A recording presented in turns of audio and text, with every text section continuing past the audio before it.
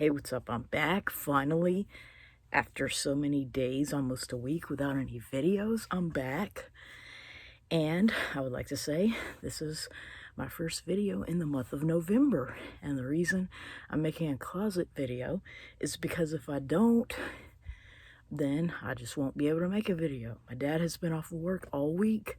He took some vacation time, and because of that, I can't make any videos. And if my voice is sounding deep, it is not because I'm on testosterone, which I have no intention of ever getting on. It's because I've been having a sore throat. And I was thinking of going back to the doctor and getting tested for COVID or whatever that new strand is. But at the moment, I haven't really decided on that. And I'm just hoping it will pass. So I've just been having a sore throat, Part of me thought maybe I have tonsillitis or something like that. But, other than that, I don't have a fever. That's one of the hardest things about me to explain to a doctor, is I can be feeling terrible, yet my body temperature never reaches the average of 98.6, which just translates to 37 Celsius. So, it bounces, sort of fluctuates like 96.8 and then 97.1, so it's never an actual fever, so to speak. And before I get started on this video, I would like to show some show and tell. I've been having these figures for a long time. They're about the size of Todd and Stacy and dolls similar to that. This is Brian and Millicent. They're some paradise horses or something like that. They're like basically little dolls that bend everywhere. They're like action figures. And I don't have the box right now, but the reason I took them out of the box is because their faces are getting kind of gooey. And so, I just really have to get them out the box before they turn into goo and completely deteriorate. And as you can see, I painted my nails. So this is Brian, and this is Millicent. She's slightly smaller. And in case I ever throw the box away, I just want to remember their names, Brian and Millicent. Okay? And so, what I'd like to talk about today, a number of things. We had a pretty good Halloween, considering I baked a cake because my dad's birthday is very close to Halloween. And so what I'd like to talk about right now is something, that just makes me really mad. And I've talked about it before, and thankfully I don't have to think about it, praise God.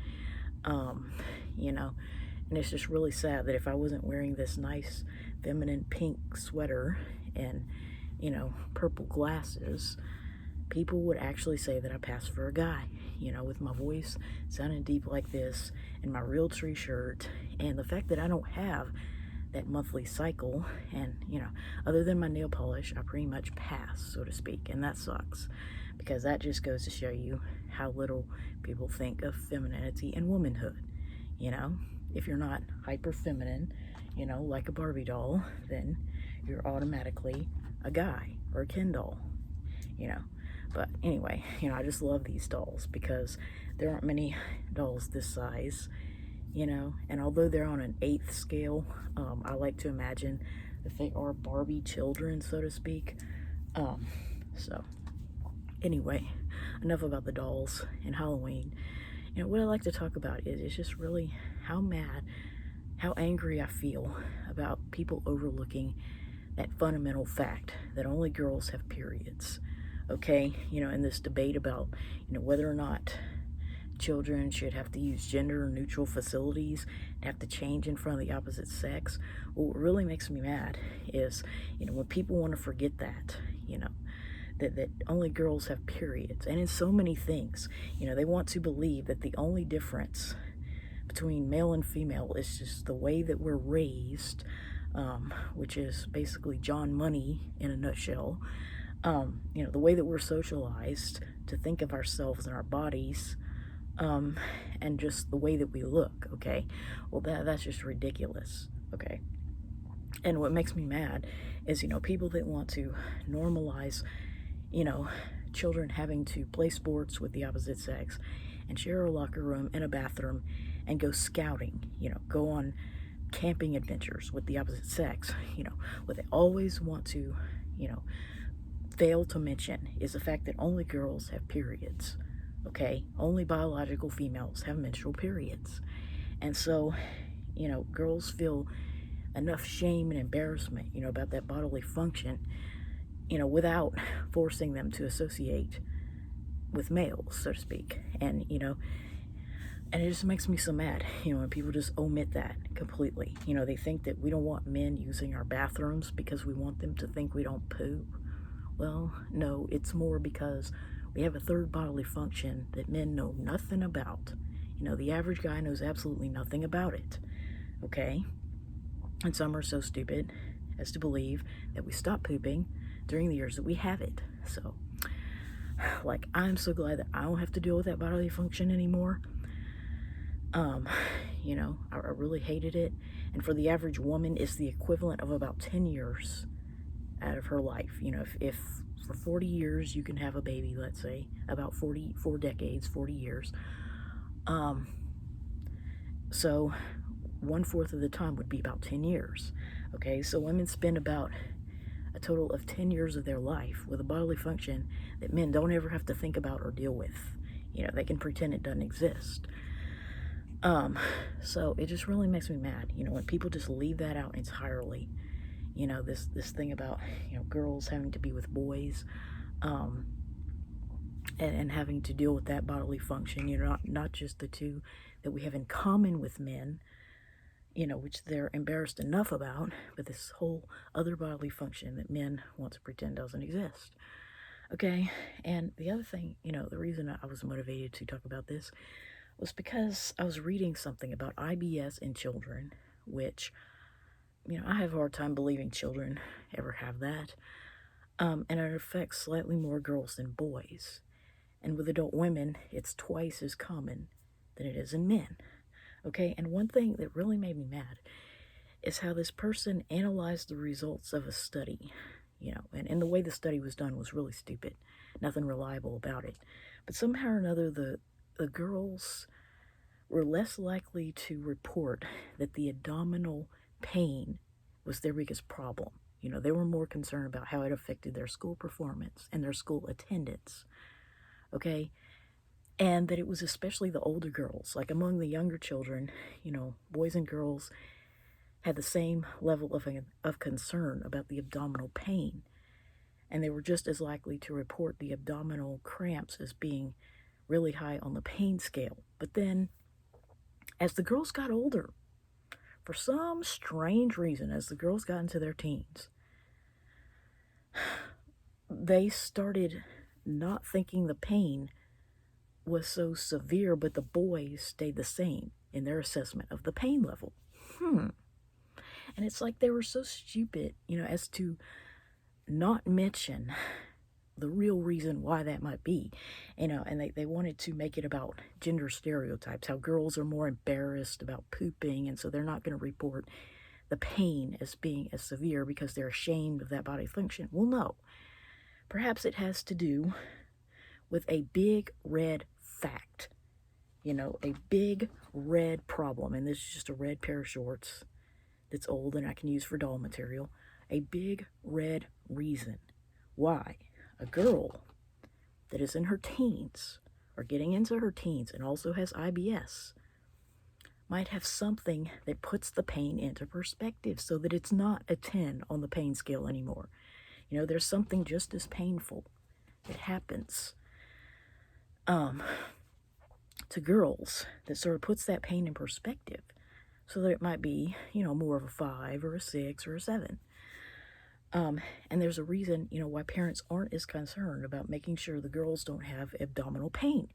Because whether or not a girl has IBS, she's going to have this other thing in her life. Under normal circumstances, they're going to mean she will have abdominal pain whether or not she has IBS. She will have it regardless. She will have abdominal pain. And people want to ignore that. And they also want to ignore the fact that that bodily function does affect the GI tract, the digestive system. They're interconnected. They're so close to one another. It's like they're in denial of the fact that perhaps one of the reasons why women are twice as likely to have IBS is because of that bodily function, and why they don't report the pain as being as high on the pain scale is also because of that bodily function. Men don't have that. So naturally they think it's the worst pain they've ever had because they don't have a period to compare it to. Okay?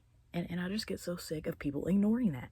I can remember a lot of the reasons I got blocked, way back in 2008 and 9 from these F to M's channels. Like, they would block me because I would say things like, you'll never be a real man, because men don't have periods. They just don't menstruate, and they don't have any memories of doing so. They want to believe that everything about being a man is just the aesthetics. It's just the outward appearance. It's just the pitch of the voice, the amount of body hair, which unfortunately I have chin hair that I need to shave anyway, even without testosterone.